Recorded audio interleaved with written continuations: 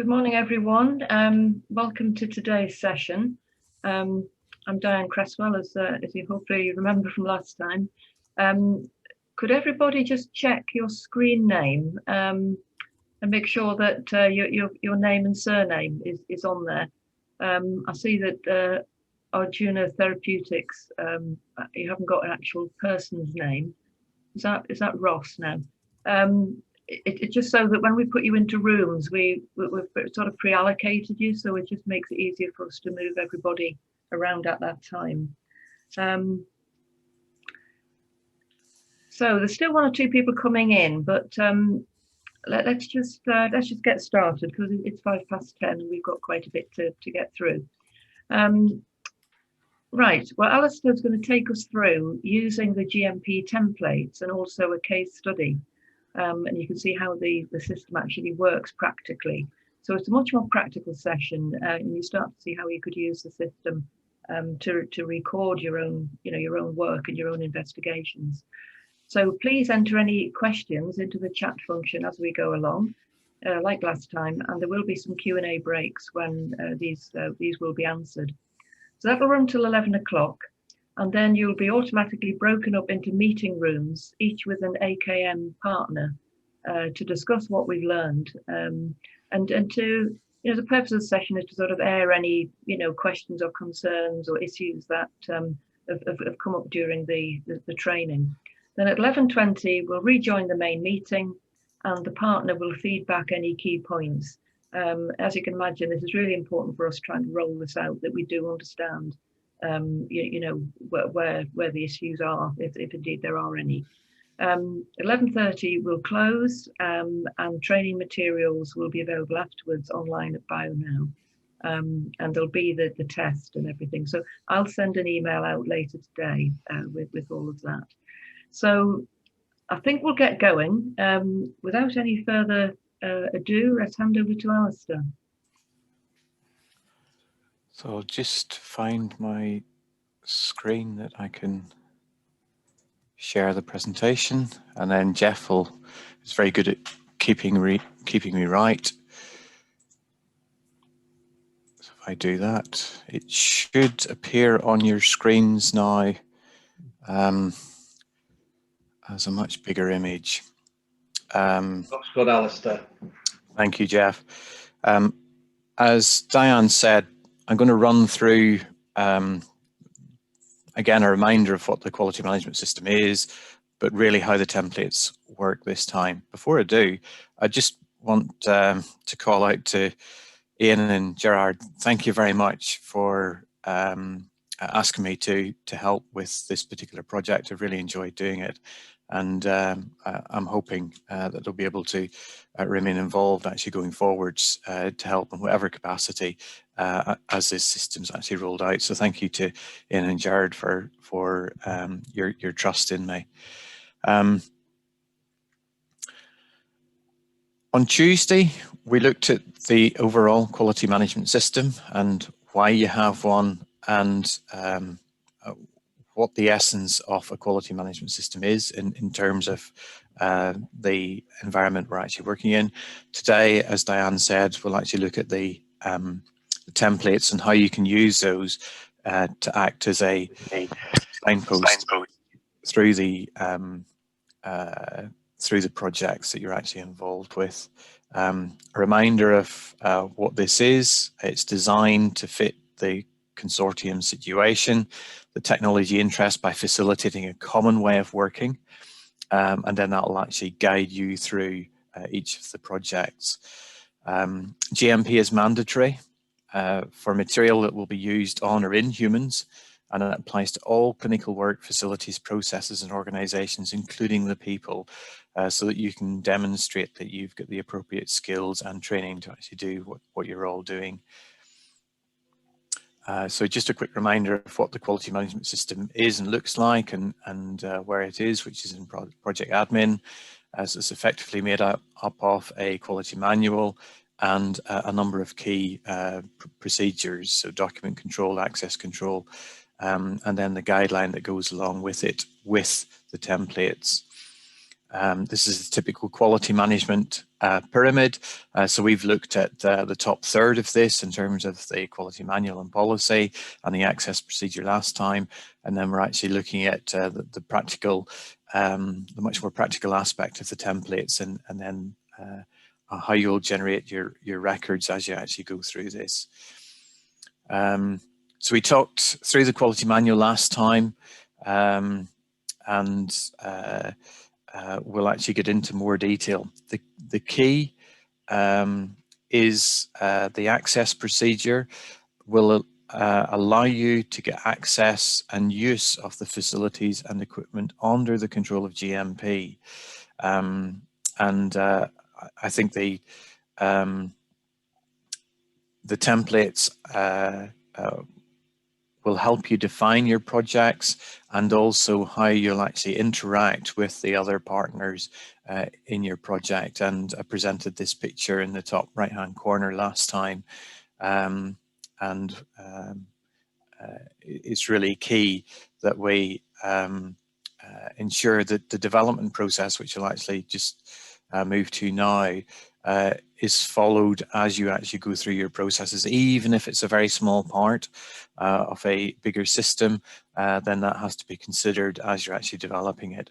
So across the top of the screen, you can actually see what's fundamentally a development process. So what's required, the concept, the functionality, what your specifications, what you're going to make, what the mitigations are from a risk perspective, and the product testing, and then actually producing the records that are required for submission to your competent authorities, and potentially also your notified body.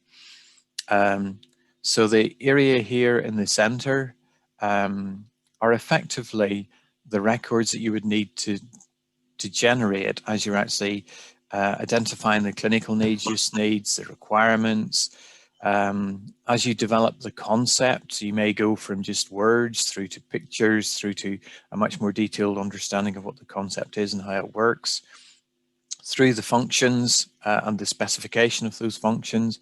So you're moving from needs through requirements to the performance specification, and then you're actually creating manufacturing and acceptance specifications. So you're defining what your product formulation or your advanced therapy product or device might well be.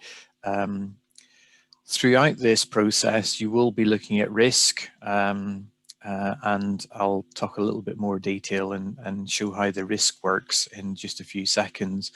But at certain points, you'll actually formalize that, and then you'll actually demonstrate that your product actually works. So that's the verification, so it functions correctly.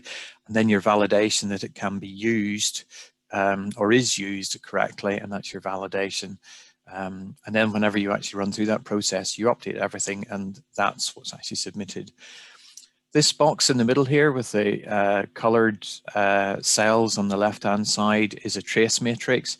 The trace matrix itself is not to do with traceability of materials and product and following your product onto the market. It's all about tracing the needs through the requirements, through the functionality, through what you're specifying, centering it on the risk. The risk is key to this. And what the mitigations are, and then how you prove that those risks have actually been addressed with your product testing from a verification perspective, validation. Then, of course, you've actually got your risk control loop as well. So at the beginning of it, you will actually look at what the system presents from a risk perspective. Then at the bottom of the page, we've just got a list of the templates, which we'll actually walk through every one in the next few minutes. So this slide shows how the trace matrix works through the needs and requirements capture. And what I've actually done here is I've actually dropped some of the templates into the journey that you actually go through. So the needs template, you may actually choose to present your concept in a number of different ways. This just happens to be a function map. the functional specifications, so how your product actually performs, converting it to a manufacturing specification, and then down to the testing that you will actually do, the validation that you may be doing in a clinic, all of the risk assessments that are done, those will be actually repeated as you go through it, through your process, and then an update to your specifications after you've done your risk benefit analysis and clinical evaluation report, which is part of the updated medical device regulations in Europe. And here in the middle, you can see the typical risk analyses that you will actually do during a project. So you actually start with a use FMEA right at the beginning, once you're actually capturing your clinical needs and your use needs. And then you'll actually move through into a system FMEA once you actually have something as you understand as a concept. It can be words, as long as there's sufficient information for you to actually work out how that system can go wrong. And the main purpose of actually doing your system FMEA and your use FMEA is to actually identify those hazards that may be present, and the hazardous situations that can come from those hazards. And then you'll actually convert those into what potential harm can actually come to your patients or users of the equipment as they're actually being used.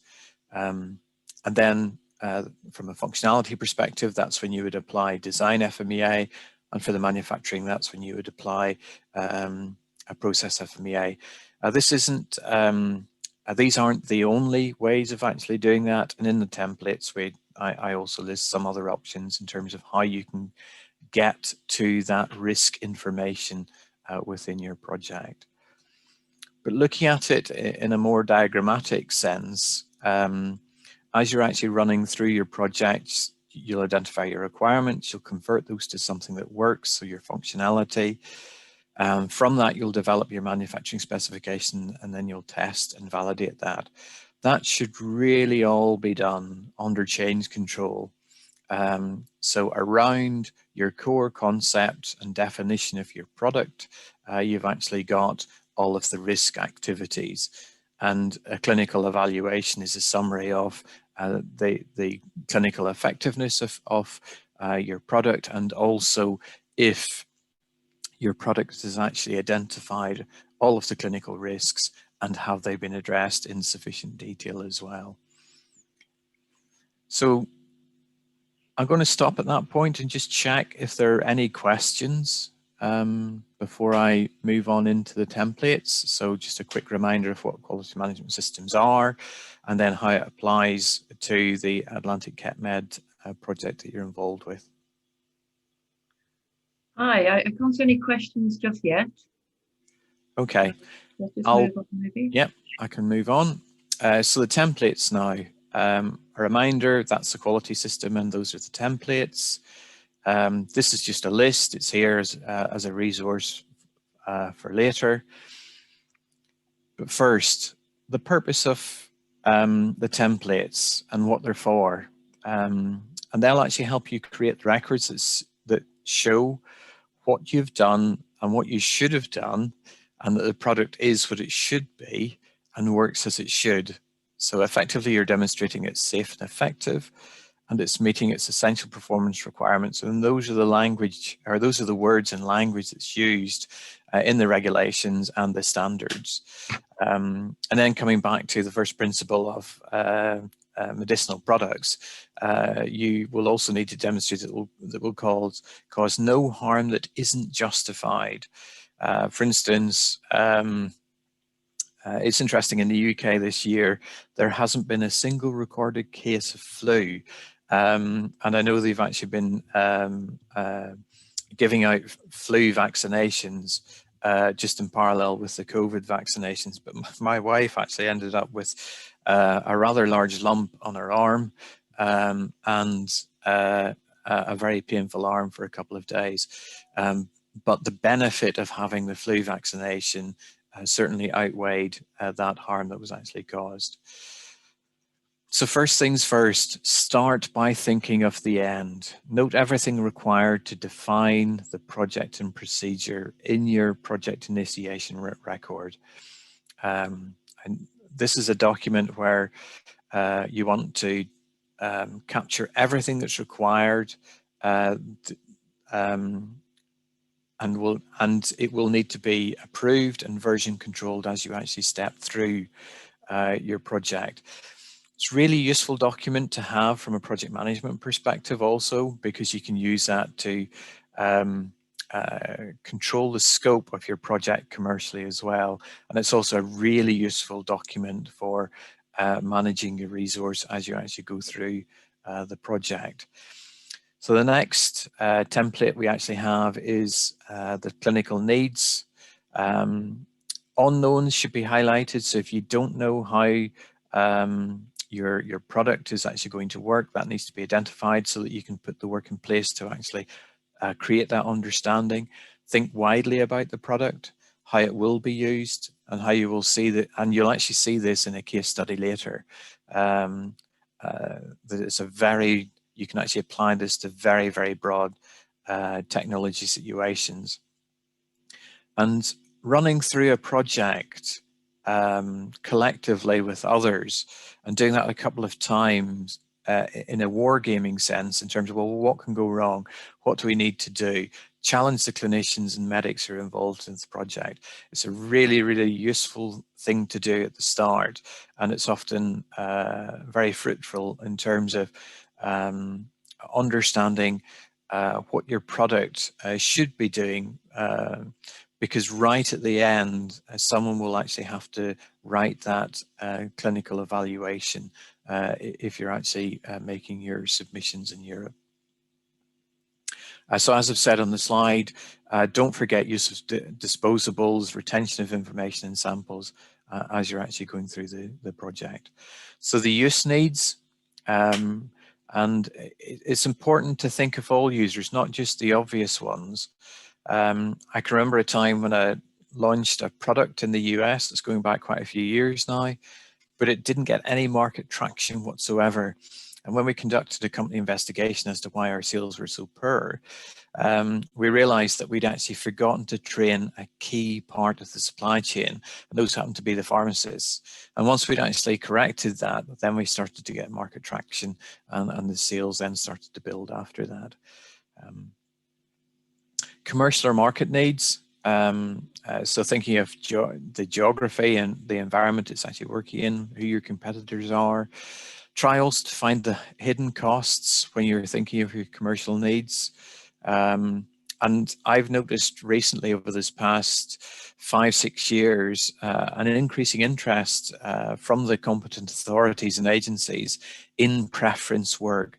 Normally, they would only focus on the human factors aspects and the ergonomics and the real scientific aspects from their perspective.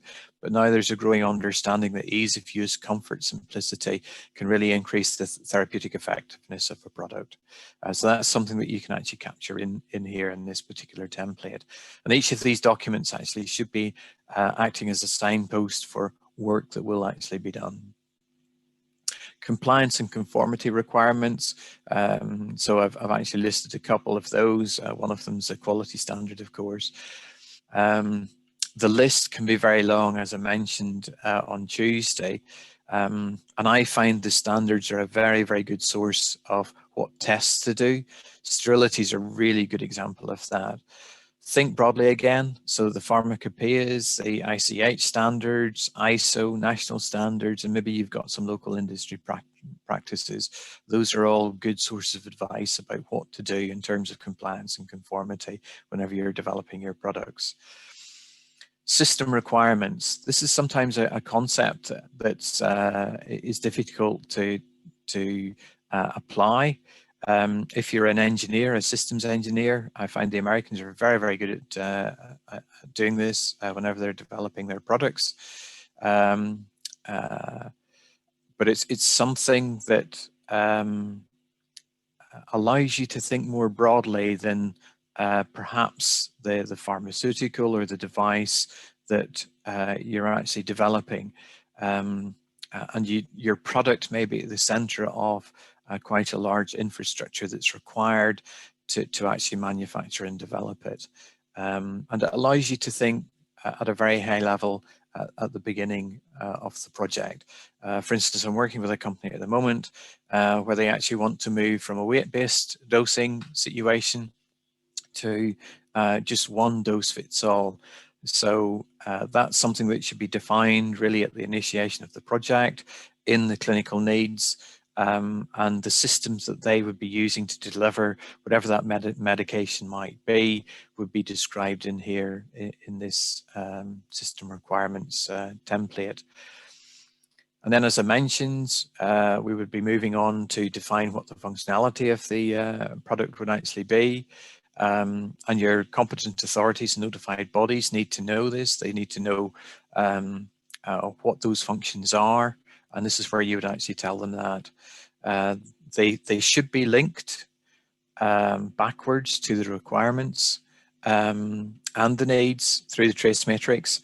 And then they're linked forwards to the risks and the tests and validation work that will actually be done later in the project.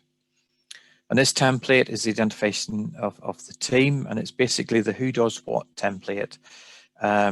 I would suggest you use formats that are familiar with you, and then you can actually do what I've done here.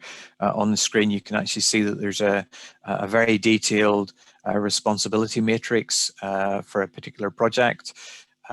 Use those formats. You can actually pick them up and actually drop them in here. And then they can actually inform the technical and quality agreements that are expected to be in place under GMP.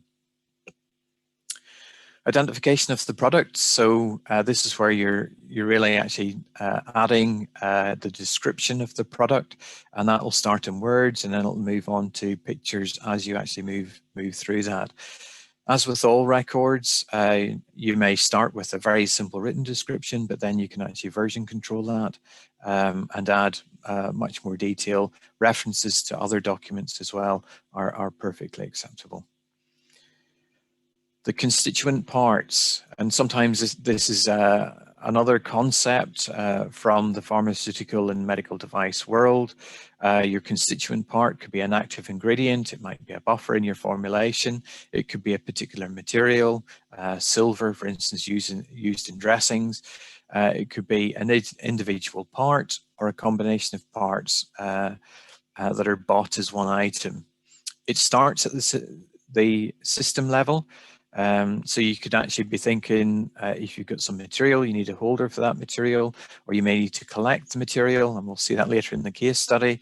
We may need a cover to protect the product, and we may need to transport it. Like, for instance, with the Pfizer-BioNTech vaccine, their system includes the supply chain because they need to keep the vaccine material at a very low temperature. That's all part of what we're actually talking about in terms of identification of what needs to be controlled. And then you can demonstrate how that is controlled as you actually go through your project. So those are the constituent parts.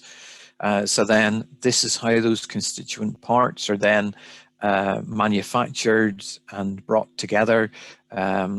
So I find flow charts and diagrams are very, very important into identifying what's happening, who's doing it, and when are they actually happening. They're also fantastic for making sure there are no processes or distribution risks unmitigated. And we saw that that was the case with the COVID vaccines, so that within the UK here, most of the Pfizer vaccine went to those facilities that had validated refrigeration units. Identification of the product and process risk, and the diagram, the next slide will just remind you that you do this continually. But this is where you can actually capture it in terms of the identification of the product and process risk. The way risks should work is that they start at the system level, and then they cascade down through how the products are used, what hazards are created by the product, and from its use, how those hazards are converted into situations that result in harm to the user or the patient. This then leads to a risk plan, and that you identify when you should be intervening, and the detailed risk analysis pick up those situations when you need to actually intervene, and then you will identify the mitigation for those risks that are present in your product, in its use, and in its manufacture. Just a reminder that this is the risk process that the authorities would typically want to see as they're actually looking at a development. And it's very useful to understand that this is an iterative process. So you don't just do risk once, but it's something that you will continually do as you identify maybe changes to your processes. Maybe you have to add more materials or change a material. This is something that's continuous. Risk should be the backbone for your products and your product development. This is a template. It's a standard pharma template. And what I've actually shown here is a typical table that you would actually find in a pharmaceutical product. So you're actually identifying what the dose form is, what stability you might want to actually have, and you're identifying those product quality attributes. And again, this is something that you might start with. There's very little information at the beginning, but then as you actually go through the project and you do more testing, for instance, you could be doing quality by design. So this is where you actually create your design space and put your control levels into such a document. Once you actually know what your system is, describing it to yourselves and to the authority is really important. So what I've actually shown there on the slide is just a very simple diagram, but it actually describes the essence of what's actually happening there. Whatever you do, don't leave it in your engineering diagrams or your CAD computers. Put it at the center of your regulatory and quality documentation and then control it. They're also a fantastic means of controlling your projects from the project management perspective. And you can see that in this particular case, there's a picture, then there's a function map, so you're describing how the pump is actually working and what it's doing, and then that's carried over into a table where you can actually identify all of the functions, and then you can control all of the functions. And the authorities and notified bodies really do appreciate the extra effort you might go to actually demonstrate that you've got control in this way. And then you'll actually be creating manufacturing and acceptance specifications. So it's not just what are you going to make, but it's when it's made, how are you going to actually demonstrate that it's been made correctly? Again, that's the essence of GMP. And I've put a few suggestions in there about how you might present that in the templates. And your verification, this is the place where you actually record the tests performed on the concepts. Typically, you'll create a verification plan, and the verification report is a summary of all of the tests that have actually been done. You may be doing some work early in the project, but once you've actually made representative material, then you need to carry out all the tests that have been identified from a functionality perspective and a risk perspective that demonstrate that the product is safe and effective, and that you are meeting those essential performance requirements of the product. For instance, drug delivery rate or wear rate may be something that you actually have to do. And some of those tests may take a considerable time to actually do, like for instance, stability. You can do accelerated aging studies, but they may take quite some time to actually create this evidence and the associated records with that. Validation, this is different. to process validation, which is also required in terms of validating that your equipment will actually do what it's supposed to do. But this is to do with human factors studies. So can your product actually be used? It will be a series of activities, and these will be summarized in this particular report. As I've put in the template there, you'll actually have a usability plan. You'll actually write protocols. Some of those protocols, for instance, if you actually do take your product to America, then the agency there would actually request a copy of your final human factors study that demonstrates that people can actually use it. This is a body of evidence, and it's not just one study, and it will be linked to the clinical performance of your product, and it'll be a major part of your clinical evaluation report as well. As I've mentioned before, the trace matrix is a really useful tool for yourselves to actually track through the project from the clinical needs, the use needs, the user needs. And in America, the requirements are defined as, called design inputs, design outputs, verification. There is one thing that's missing from this example, which is of course the risk, but on the next slide I'll remind you of that.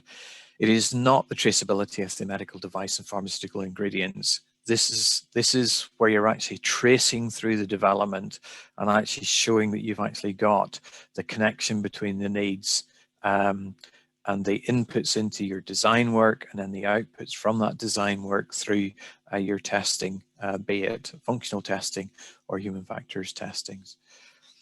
And this is a reminder that the risk does sit here actually in the trace matrix, and again it shows a typical product development process that you might be following. So I'm going to stop at that point and ask if there are any more questions. Hi, yeah, there are a couple of questions. Good. Jared's asked, can you describe how clinical needs are captured across the trace matrix? And a secondary question, can all these templates end up as records? So I'll answer the last question first. Yes, they are records. They should be controlled very much as I described on Tuesday, so that once a record is made and it's approved and signed, then it needs to be put somewhere where it's safe and cannot be changed. If you then have to create a new record because something has changed in your product, maybe some of the clinical needs have changed, then you will create a new record that will also be put in that safe place once it's approved. If I just go back to this in terms of the clinical needs, typically you'll actually be creating either a device or some material or a pharmaceutical that will actually address a disease state or a physical condition.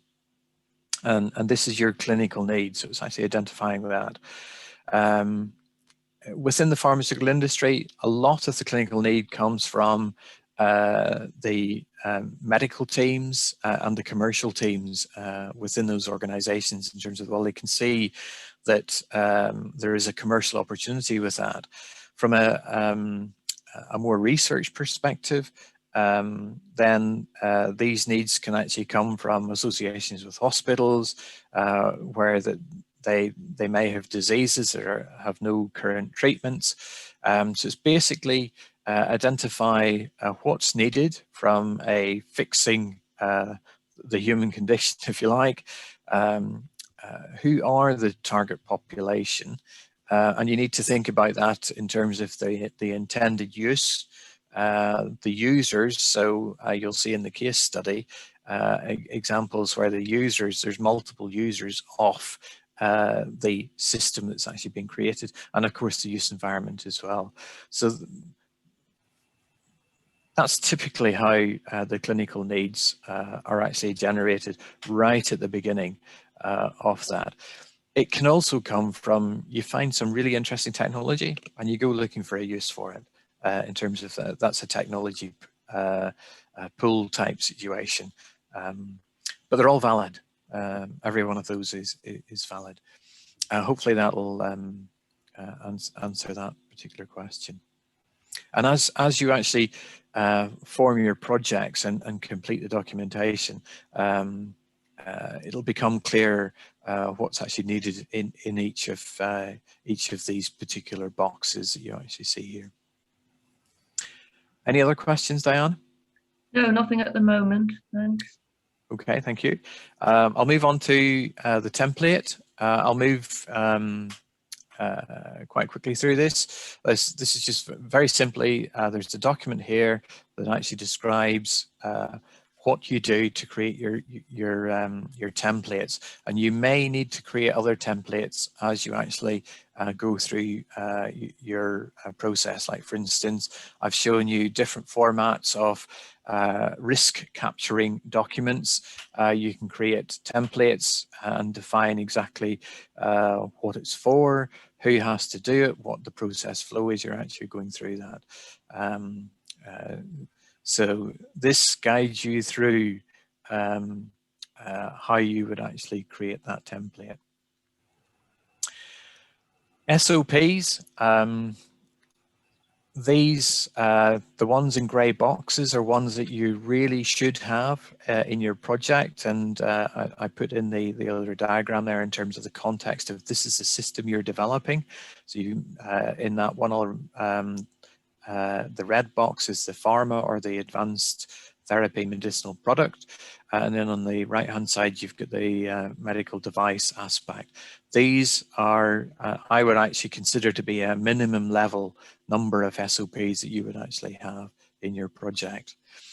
So to recap, the templates are there to identify what must be done to ensure the product or the material used is safe and effective, and that the processes that you've used and the procedures that you've used comply with GMP.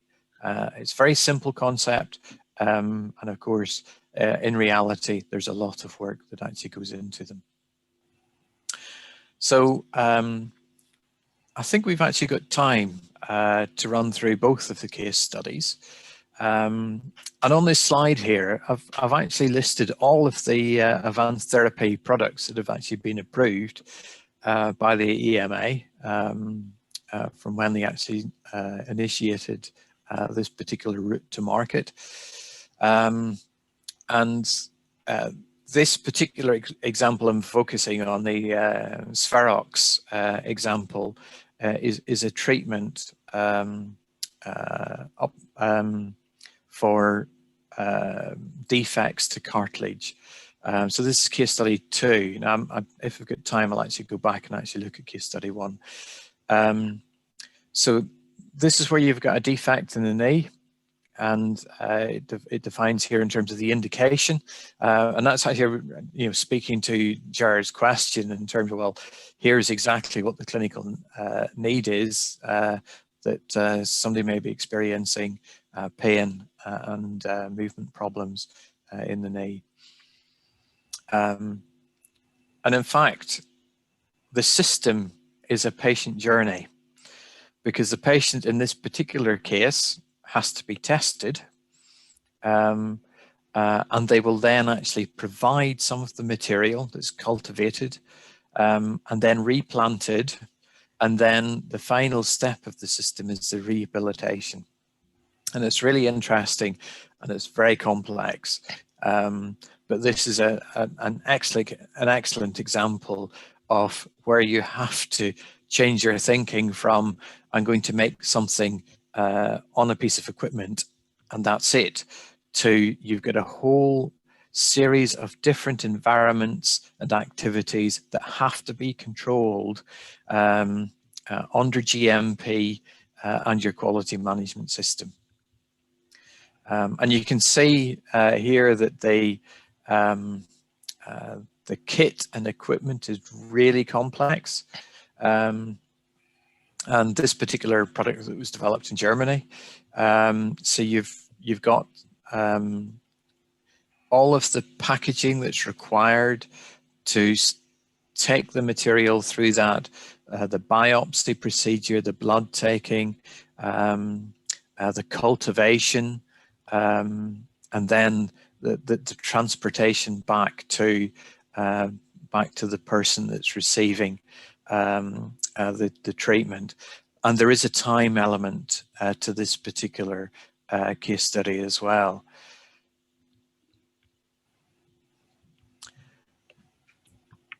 And this is the training material that's actually used in this particular case. And when I come to show the case study one, and it might take me just a few seconds to organize those slides. But the training material here, each step, to my mind, when I look at that, is not sufficiently clear. The diagrams could be made a lot clearer,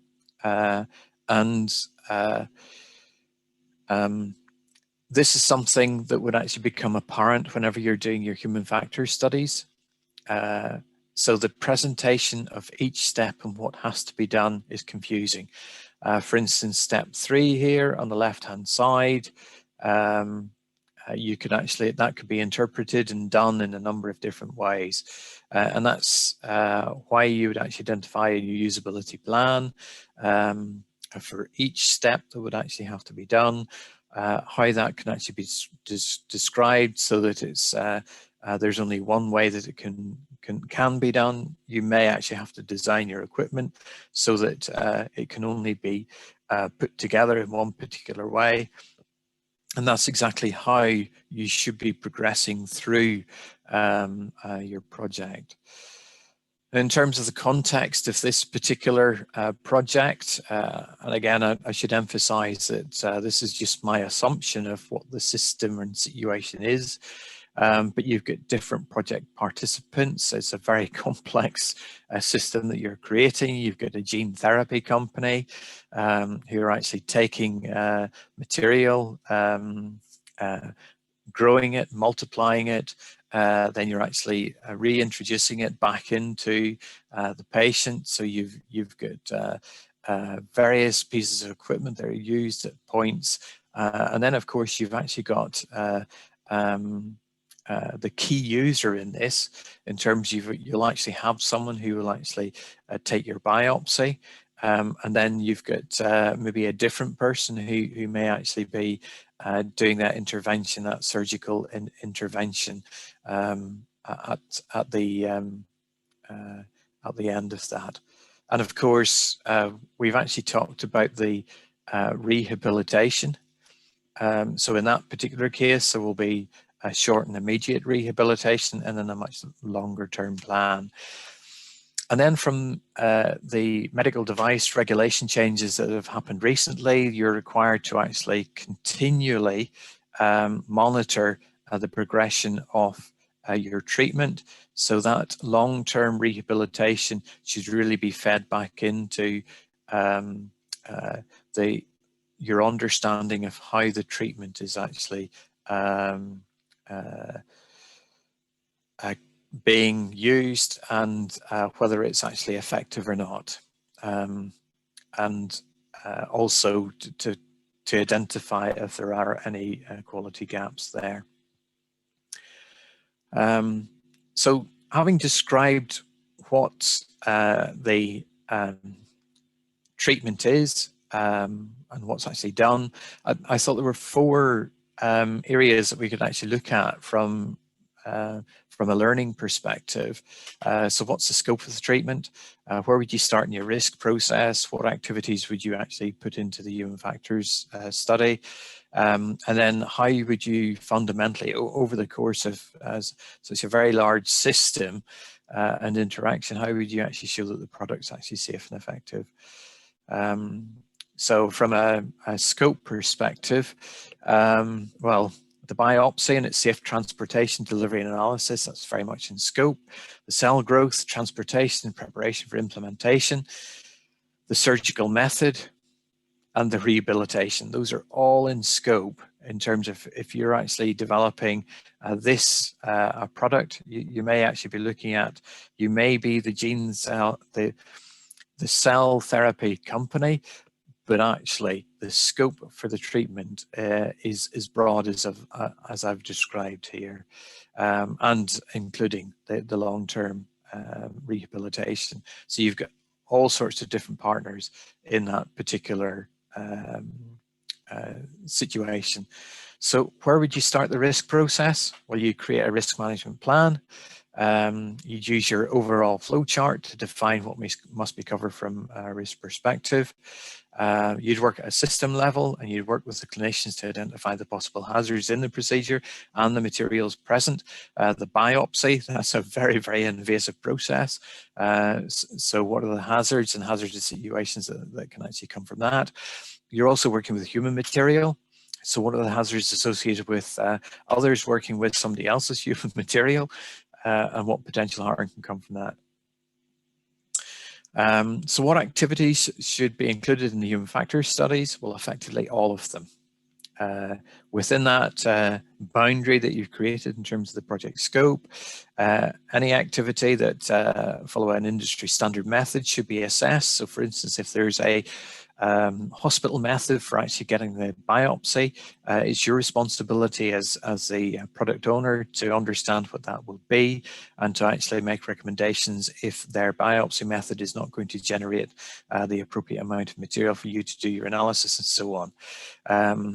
And it's vital to include the packaging. If you recall one of the slides that described the product was mostly packaging in this particular situation.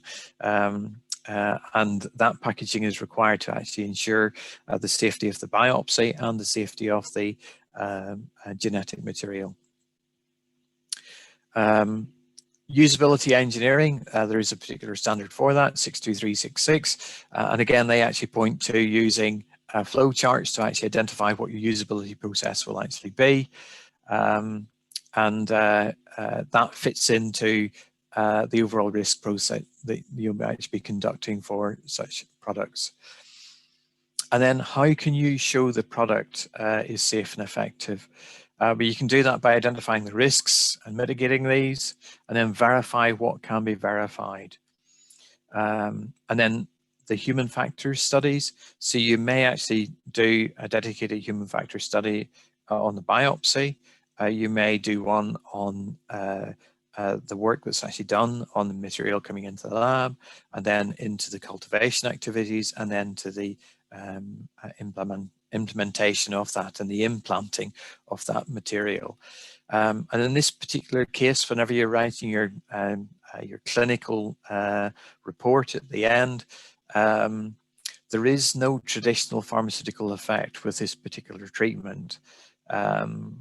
So that's something that needs to be borne in mind whenever you're actually pulling together your clinical evidence.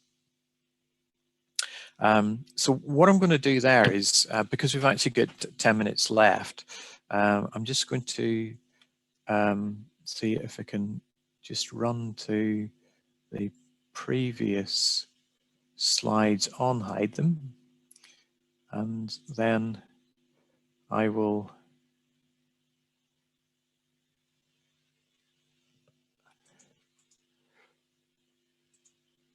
so those have now, so if I go to there, and then can everybody see that okay?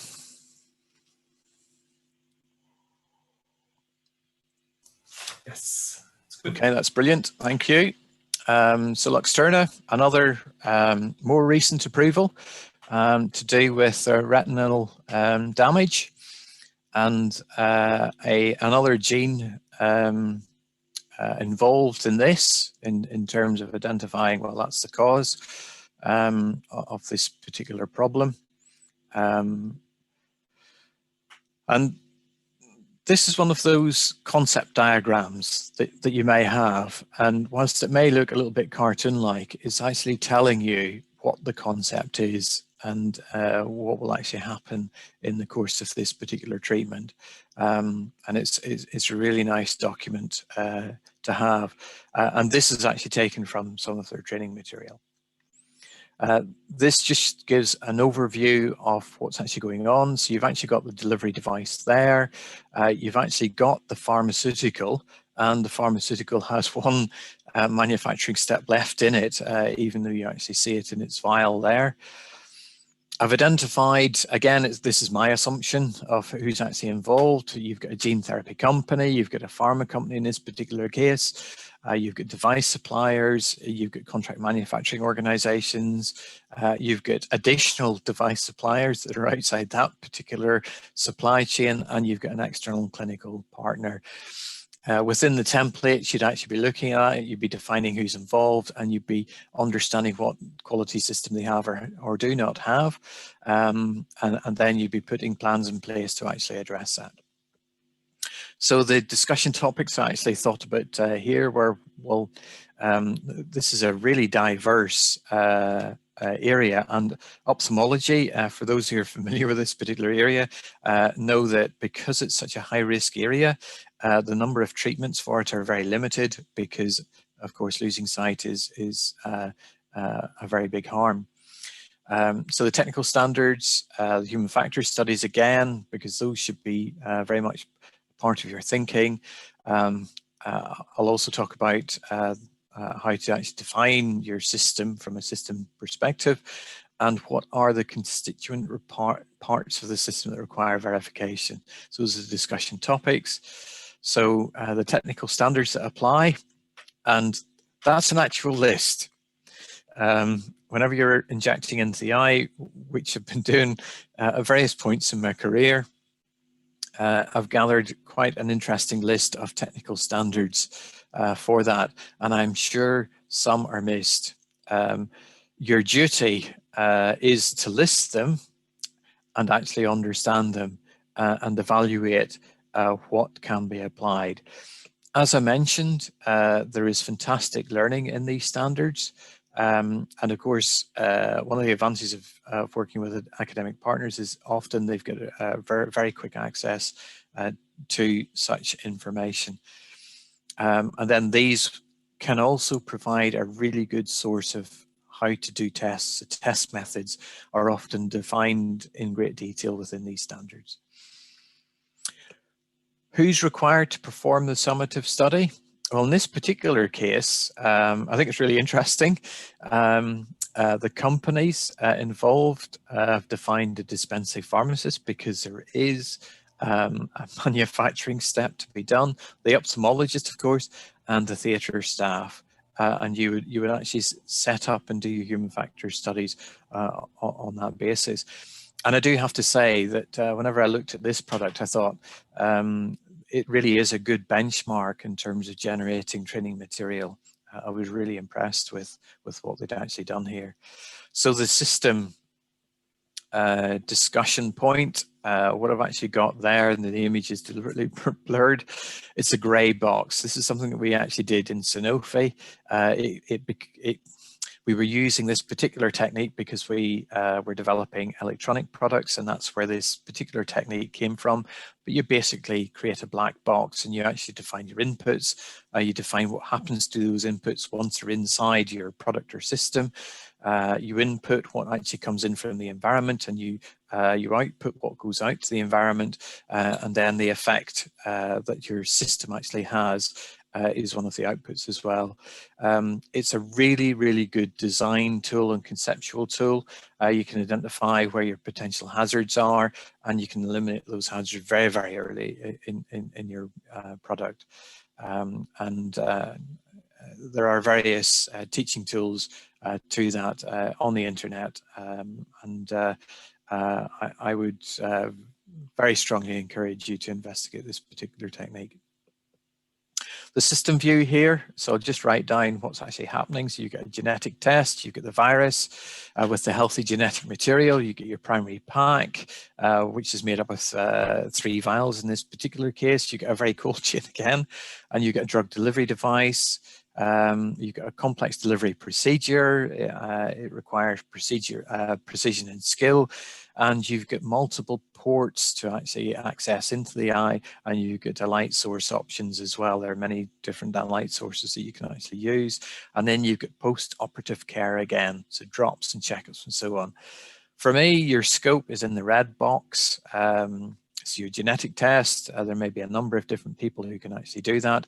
And then your post-operative care, you could include it, and from a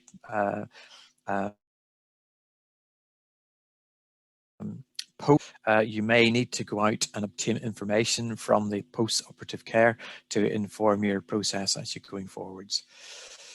I've thrown this in here as a really interesting way of actually doing your requirements capture in terms of thinking about different levels. You think about the patient, you think about the healthcare professionals, and you think about yourselves and the manufacturers before, during, and after. So you're actually thinking in scale and thinking in time. I first came across this particular tool from McKinsey. They've been doing this type of thinking for many, many years. I've put this in here as a suggestion in terms of, well, how do you actually describe your process? This one's very, very conceptual.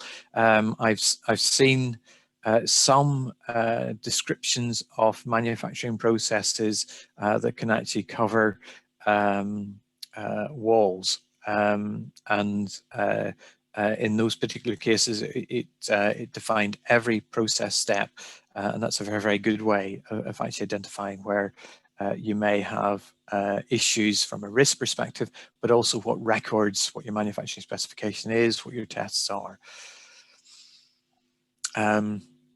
So the constituent parts, so again, I've put the concept diagram up there. All items must be verified, and it's important to identify who will do this. If you're actually buying a standard syringe, does the standard syringe supplier actually do that verification? It's highly likely they would be. Should be identified early in the program, and the system as a whole must be verified before regulatory submission. And the verification will be driven by the risk process that you've actually got, and your trace matrix is a really nice way of actually capturing any gaps that you might actually have. So at that, I will stop and ask if there are any other questions. Yeah, thanks, Alistair. Yes, there are a couple. James Yang has asked to apply the certificate of ISO 13485 on an IVD device. Is there a minimum number requirement of the product? In terms of testing, is that? Yeah, I wasn't quite sure what he meant there. Well, I will speak to that in terms of the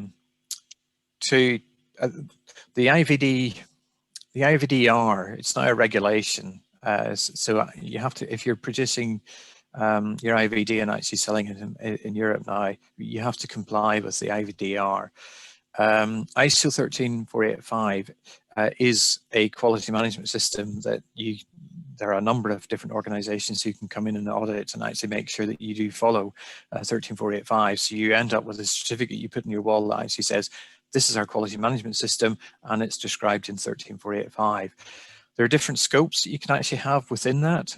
So you can actually just do design development, or you can do everything from your design development right the way down through to post-market surveillance as well. So you actually manufacture it.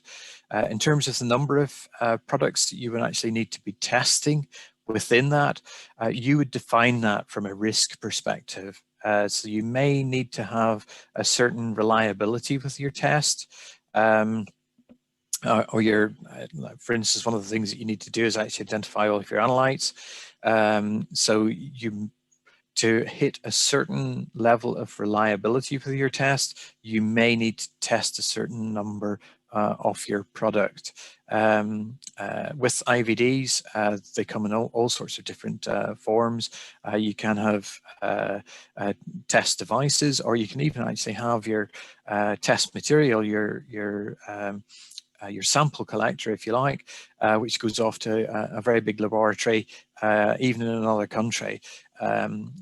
That's where this system approach is really, really useful in terms of you define what your IVD system is, and then you use your templates then to actually define exactly what happens at each stage. But at a certain point, you'll actually work out what your verification program actually is for your device and your sample. and that's how you would actually work out how many is needed for that, and hopefully that'll help. Okay, thank you. Another question from Jared in Ireland. How many people would you need on a team to implement ATMPS approval? I think the appropriate answer is it depends. And I mentioned I'm actually just doing a due diligence at the minute, and one of the questions that we're discussing within the due diligence team is, does this particular company have sufficient resource? I think it goes back to your planning, and one of the things that the planning should actually do is take your scope, what the product is, work out what your competencies are that are required to actually deliver the technology, and then who will you need to do that. In this particular case that I'm working on, is they've actually chosen to go to a number of expert companies to actually do that work. But again, it's the responsibility of the product developer to actually make sure that that particular company actually has sufficient people. But that's typically how you would actually work out how many people you would actually need. So it's what type of people, what skill sets, and you do need to do your planning in that level of detail. It is something that the notified bodies actually do. Whenever they do your auditing, and again, it's actually written in your quality manual, you do have to have a means of ensuring that you have appropriate resource on your projects. And hopefully that helps explain that a little bit. Okay, there's no more questions, so I think we'll go for the breakout rooms now. Okay, just before we do that, Diane, just a quick reminder that if you do want a certificate, then there is a test that can be made available to you after this, and we're very happy to send that to you. And I'll just hand back to Diane. Thank you. Okay, so we've covered a lot of ground, haven't we? Implementing a GMP quality system is challenging. But I think it's been made very clear it's a legal requirement when making medical products for human use. So, you know, we can't get away from it. It's there. It's complicated, it's challenging, so better to get started early so that your company begins thinking and acting in a GMP compliant manner. Now, to help you there, the Atlantic KETMed quality system really has done all the heavy lifting in terms of delivering a ready-to-use quality management system for SMEs. The AKM project itself will get you started through using the templates to record a technical procedure to advance a product towards market. So that will sort of step you forward in terms of starting to work in this way. So with that in mind, we've got a couple of questions for you for the breakout room. So next slide, Alistair. So in the breakout, just consider what quality management system your business currently uses. I mean, is it a formal system? Is it informal? You know, what do you do? And just consider as well, how does your QMS add value to your business? A good QMS is not just an overhead. It actually stops you making mistakes. And then secondary to that, what quality related concerns or barriers do you have that may impact on implementing and working with the Atlantic KETMed QMS that we've heard about over the last couple of days? There may just be questions, you know, whatever. Just understand what they are, and then at about 11:20, we'll come back together and we'll just share what we've the key points that we've discussed. Okay, well, I'm going to put you into breakout rooms now, and we'll bring you back together at 11:20. Right, is everybody back? Yeah. Yep. Okay, great. Can you all hear me? Well, I hope that was useful in terms of just taking a bit of time to understand you know, what your thinking is about the whole idea of GMP and implementing it. So we're going to quickly run around the groups and just we could just spend a couple of minutes tops telling us what what conclusions you've come to. So I'd like to start with STFC. So perhaps it's David Fogg, if you could unmute and feed back to the group. Great, thank you very much. Firstly, I'd like to thank Alistair for all the tremendous effort he's put in to the system so far, because it's absolutely brilliant and phenomenal. Quite daunting from someone who's never done a medical device before, but hey ho. And so one of our questions is around that for areas like myself, who's part of this program, how far do we go with it, with the procedures? And so we've got so if we were a business, we would be in the position of having an informal system at the moment, as opposed to a formal quality management system. So then, what is the gap really? How do we identify the gap, and then how do we implement the changes to get us from where we are now to this formalized system, and whether there would be any help in that? That's sort of some of the things that we discussed, and that relates into the sort of concerns and barriers that there may be. Who would help us? Have we got the staff to do it? And things like that. Does that make sense? Yeah, maybe Alistair could comment on that very briefly. Yeah, absolutely. I mean, those are exactly the sorts of questions that you should be asking in terms of what your current situation is and where you need to be. I would suggest if you have like some of the project situation slides that are in the pack, it should be possible to actually cover a company that doesn't have a quality management system with appropriate drop-in procedures.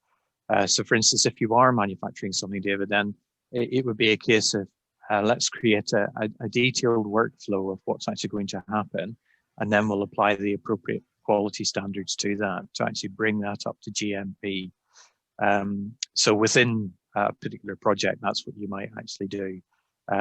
As long as you can actually demonstrate that those processes and procedures were followed, and the people that were actually doing them were trained, and you've got valid records, you'll be fine. You'll survive the submission and the audit. It's a completely different thing if you actually choose from a strategy perspective to actually move to that quality level continually. Then that's a case of just do a gap analysis. Someone would audit you. You put a plan in place. You'd request the resource, you'd request the money, and then you'd actually go through a full implementation. But in terms of if you're actually doing something for one project or maybe two projects, then that coverage could be done within each individual project, if that makes sense. Yeah, it does. Thank you.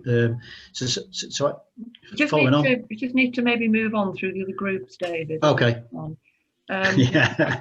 Just keep thinking. I've got lots of questions. Yeah. We've got lots of time after today to ask them as well, I think. So, okay. Cool. Right. Let's move on to Mary with BioNow. Right. So we had two groups. We had obviously an academic group and a company group. So from the company perspective, they understood the importance of this from a GMP approval, and that gave confidence to the company and whatever to do. But they see the challenge as jumping from a prototype to a product on the market as one of their issues. And the other thing is that looking at how they're working, they said that the take-home message is start early with the project, because addressing clinical needs retrospectively is more daunting than if you'd addressed them at the beginning.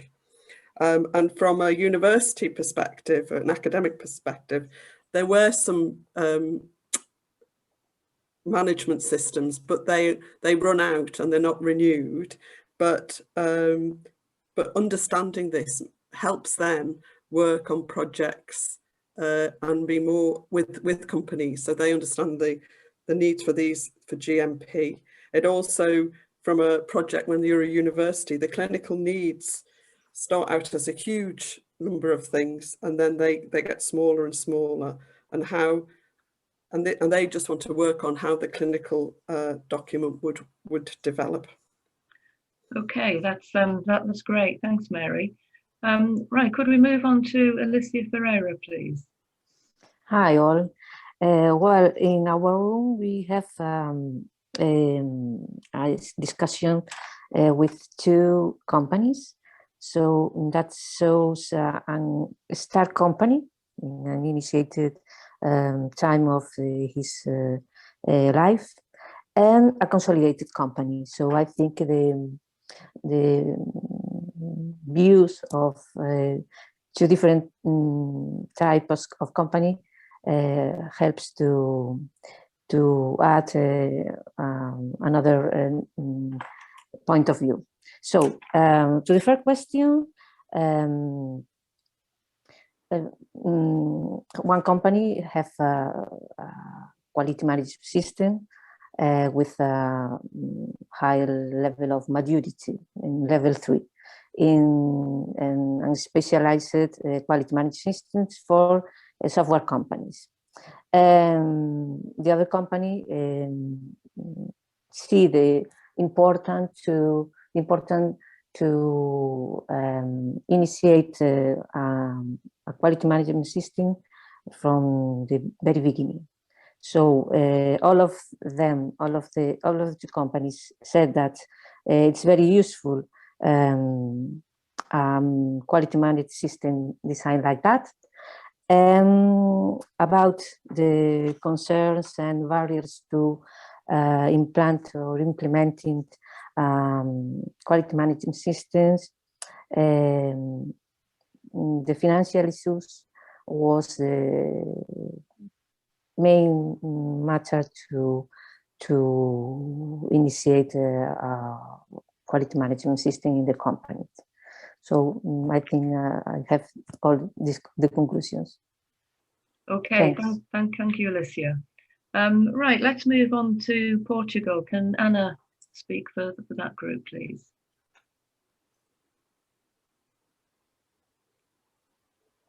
So hello. In our group, we were from the same organization, from INL.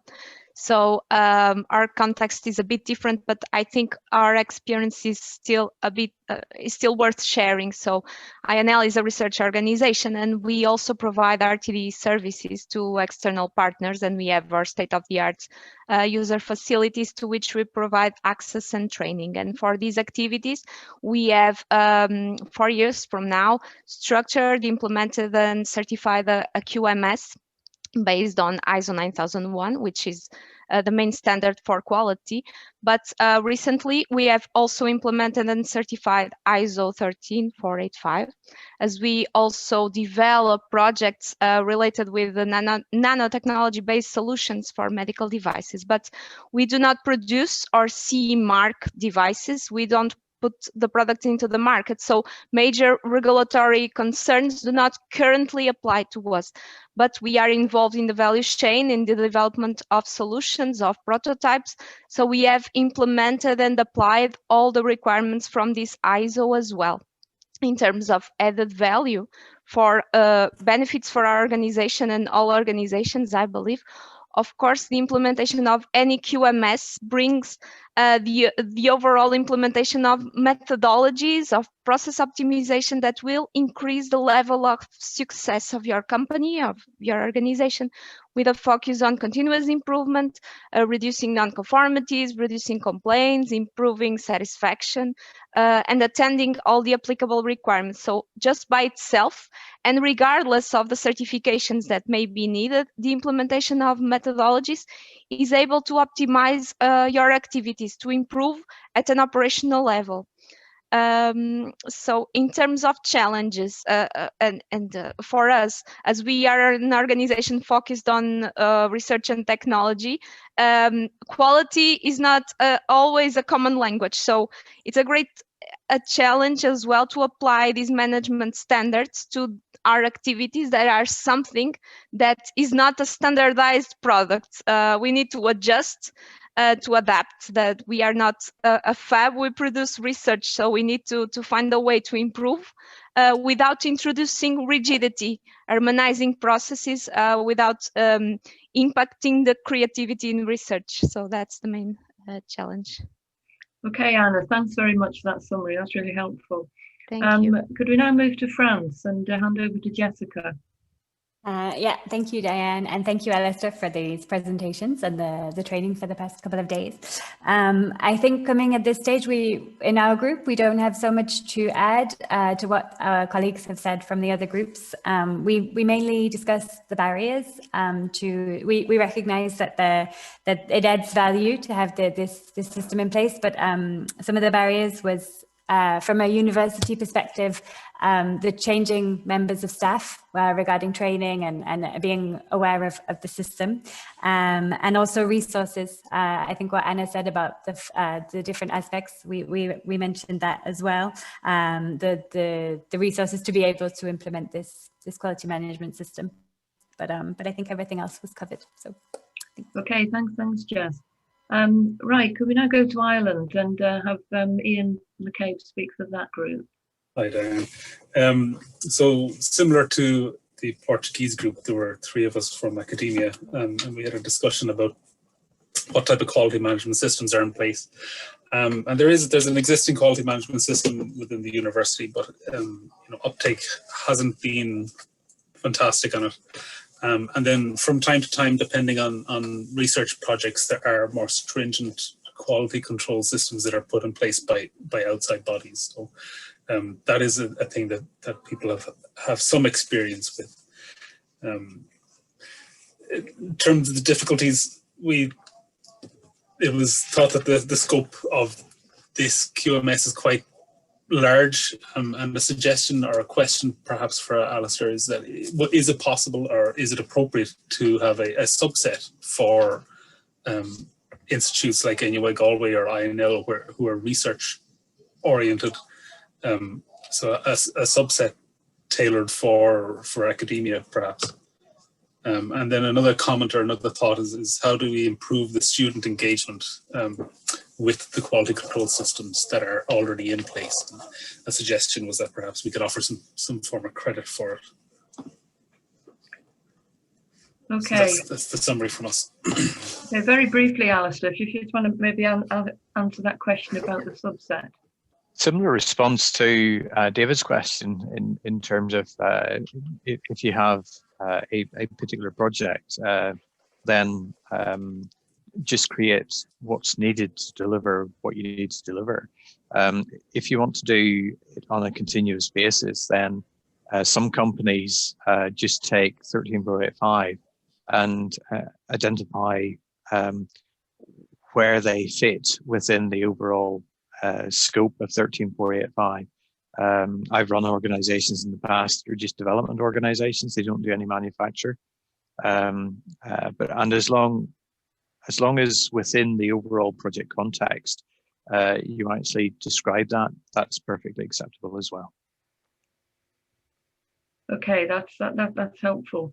Well, we've got to the end of today's session, and I'd like to thank everybody for their active participation. It has been very interactive, and obviously great thanks to Alistair as well for taking us through a very, very complex topic in a very clear manner over the last couple of days. Right, so the next stage is, say, the materials will be loaded up on the website, so you'll be able to access those later on today. I'll drop you all a line just to remind you of that, and we'll send you the quiz for the test for today. And it would be really, really good if everybody could complete both tests, send them into Alistair, and he can mark those, and that basically forms a training record to say that you've had this GMP training. And any further questions, just drop me a line, copy Alistair in, and we'll make sure we get back to you. Okay, we'll end it now. thank you all very much, and everybody stay safe as we get near the end of this awful pandemic. Okay, take care, everyone. Bye. Thanks, Alistair, and thanks, Diane. Thank you very much. Thank Bye. you. Cheers. Bye. Goodbye now.